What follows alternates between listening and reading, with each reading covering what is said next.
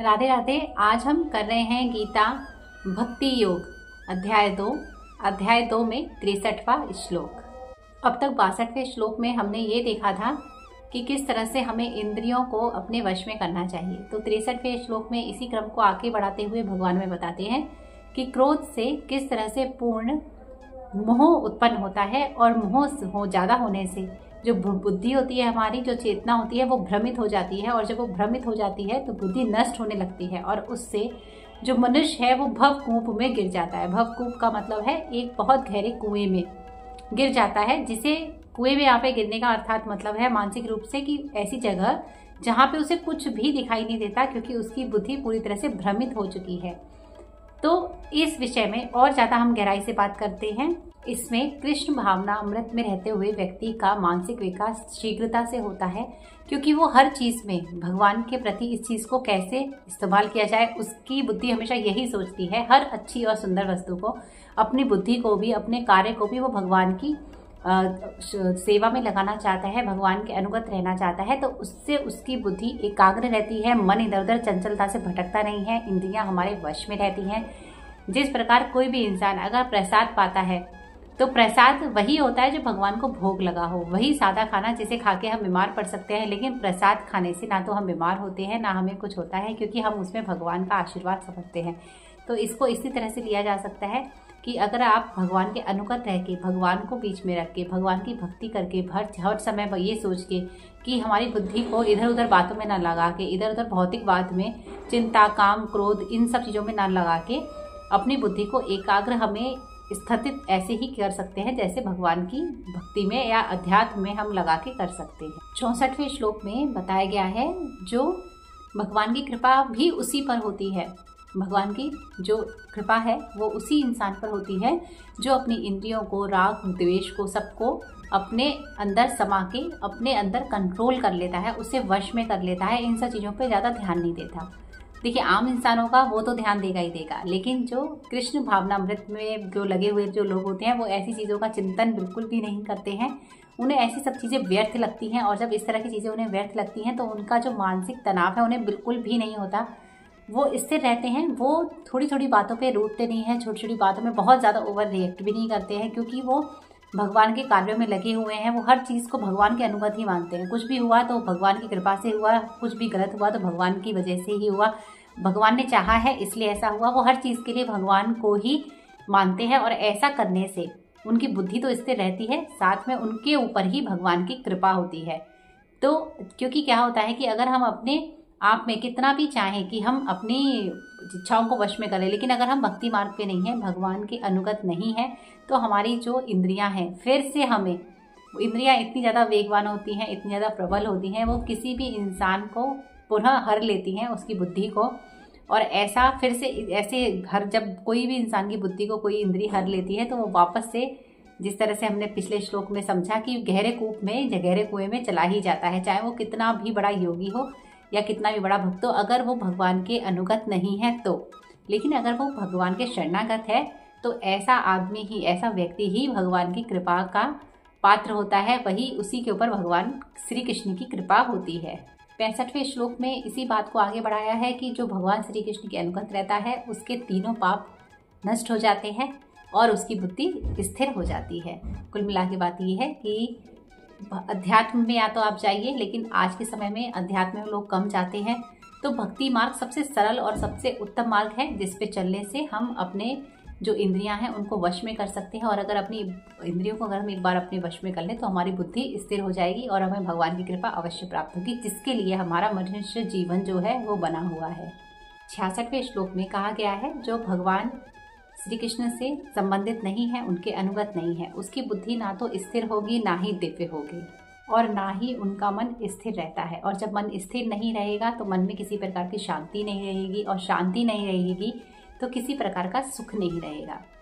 इस हिसाब से बताया गया है कि जो लोग भगवान श्री कृष्ण के अनुगत रहते हैं, उनके शरणागत रहते हैं, कृष्ण भावना अमृत में रहते हैं, उनकी तो चेतना, बुद्धि, विवेक सब कुछ सही तरह से काम करता है। लेकिन जो नहीं रहते हैं वो हमेशा कभी ना कभी बेचैन रहेंगे। अगर बेचैन रहेगा आदमी तो वो सुख में कभी भी नहीं रह सकता है। अगर आप कहीं भी बड़े से बड़े ओहदे पर चले जाइए, आपके मन के अंदर ही अगर शांति नहीं है तो आप अंदर से बेचैन हैं, तो आप सुखी नहीं हैं, चाहे भौतिक रूप से आप कितने भी बड़े पोजीशन पे हों। और वहीं आप किसी सरल इंसान को देखिए, किसी गृहिणी को देखिए या किसी बच्चे को देखिए जिसके मन के अंदर शांति है, मन के अंदर स्थिरता है, तो वो जीवन में किसी भी पड़ाव पर हो, कहीं भी हो, किसी भी पोजीशन पे हो, अगर उसके मन के अंदर शांति है, इसका मतलब वो सुखी है, वो चैन से है।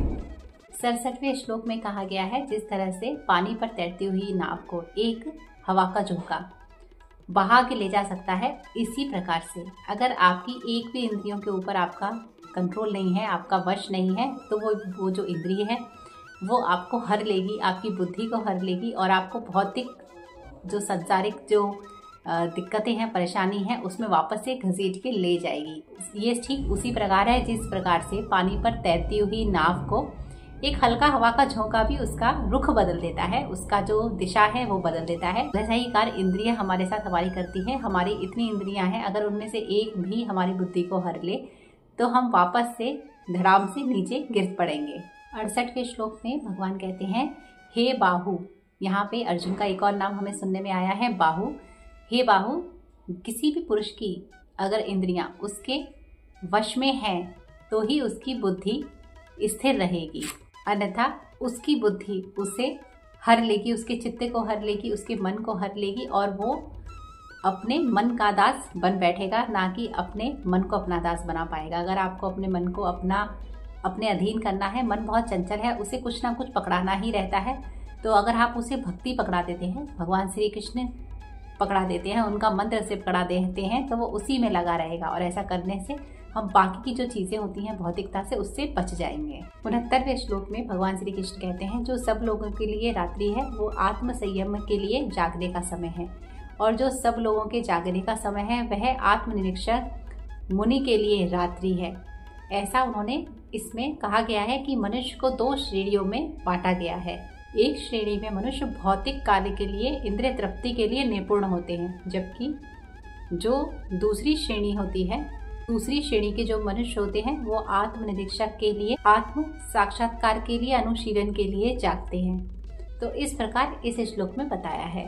70वें श्लोक में भगवान कहते हैं कि जो मनुष्य जिस प्रकार से समुद्र में कितनी भी नदियां आके समाहित हो जाए लेकिन वो समुद्र विचलित नहीं होता,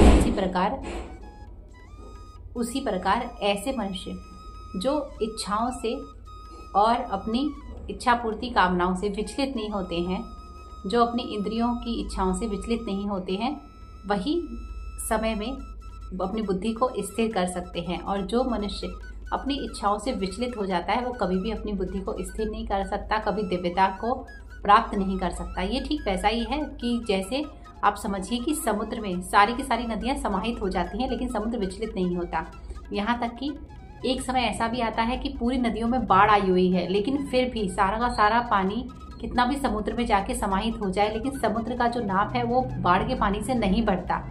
तो वही स्थिति यहाँ पे बताई गई है कि मनुष्य को अपने जीवन में ऐसा ही रहना चाहिए कि अपनी जो इच्छाएं हैं उसे काबू में रखना चाहिए। कितनी भी इच्छाओं का बाढ़ आ जाए उसके जीवन में, लेकिन उससे अपनी बुद्धि को स्थिर रखना चाहिए, अपनी इच्छाओं में नहीं बह जाना चाहिए। और अगर कोई इंसान बह जाता है तो इसका मतलब एक ही है कि उसकी बुद्धि स्थिर नहीं है, उसे दिव्यता प्राप्त नहीं है, उसकी चेतना का स्तर अभी बहुत नीचे है, भौतिकता में वो फंसा हुआ है। 71वें श्लोक में भगवान कहते हैं, जिस मनुष्य ने अपने जीवन की सारी इच्छाएं त्याग दी हैं, अपना अहंकार त्याग दिया है और अपनी ममता को त्याग दिया है। यहाँ पे ममता का शब्द पुत्र और उसकी ममता से नहीं है, बल्कि अपने मन के अंदर जो ममता होती है उससे है। इसका मतलब है अगर आपने प्रेम त्याग दिया है तो आपने क्रोध भी त्याग दिया है, आपने राग और द्वेष भी त्याग ही दिए हैं। तो जो मनुष्य इस तरह से करता है तो असली शांति उसी को ही प्राप्त होती है। अगर आप इन सब चीजों में फंसे हुए हैं तो आप शांति चाहते हैं तो आपको कभी भी नहीं मिल सकती है अगर आप मोह के बंधन में फंसे हुए हैं। श्लोक में भगवान कहते हैं, आध्यात्मिक जीवन और ईश्वरीय पथ को प्राप्त करने से कोई भी मोहित नहीं होता, यानी उसकी ममता में वो नहीं पड़ता। यदि मनुष्य अपने अंतिम समय में भी इस चीज में स्थिर हो जाए तो वह भगवत नाम को प्राप्त कर सकता है। इसका मतलब है अगर आपने शुरुआती जीवन का समय आपका निकल चुका है, जो भी मेरे श्रोता हैं सुन रहे हैं, अगर अब उनका लास्ट का समय आ गया है, 60+ है, 70+ है, 80+ है, लेकिन जीवित हैं, अगर तब भी आप भगवान श्री कृष्ण के शरणागत हो जाते हैं, अनुगत हो जाते हैं, क्योंकि बाकी पूरा तो समय आपने जी लिया है, तो अगर आप तब भी हो जाए तो भी आप भगवत धाम को प्राप्त कर सकते हैं, ऐसा इस श्लोक में बताया गया है। शुरुआत में अगर करते हैं तो आपका जीवन सुगम हो जाता है, लेकिन अगर शुरुआत में आपने नहीं किया, आपको ज्ञान नहीं था, आपको पता नहीं था, लेकिन अब मरने से कुछ मिनटों पहले भी अगर आप भगवान के शरणागत हो जाते हैं तो भी आप भगवत धाम को प्राप्त होंगे। इसमें उदाहरण के लिए खटवांग महाराज जो है उनका उदाहरण दिया गया है कि अपनी मृत्यु से कुछ मिनटों के पूर्व ही वो शरणागत हुए थे।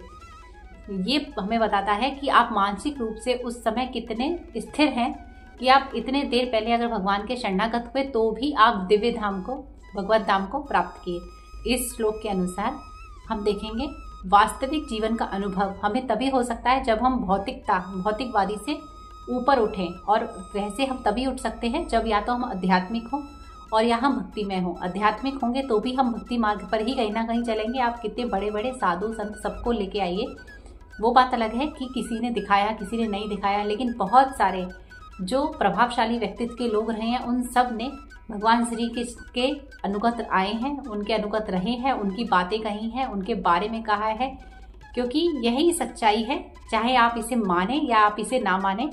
तो इस संदर्भ में अगर हम देखेंगे कि हमारा जो अध्याय 2 है भक्ति योग, वो पूरा हुआ है। अगर आप मेरे साथ यहाँ पर अभी तक बने हुए हैं, मेरी वीडियो को लाइक करिए, चैनल को सब्सक्राइब करिए। बड़े ही सरल भाषा में, गीता में, आम बोलचाल की भाषा में हम गीता को समझ रहे हैं, इसे किस तरह अपने जीवन में उतार सकते हैं। तो अगर आप मेरी वीडियो में अब तक बने हुए हैं, मेरे चैनल को लाइक करिए, वीडियो को लाइक करिए, चैनल को भी सब्सक्राइब करिए, अपने परिजनों में ज़्यादा से ज़्यादा शेयर करिए। वीडियो देखने के लिए धन्यवाद। सभी को राधे राधे।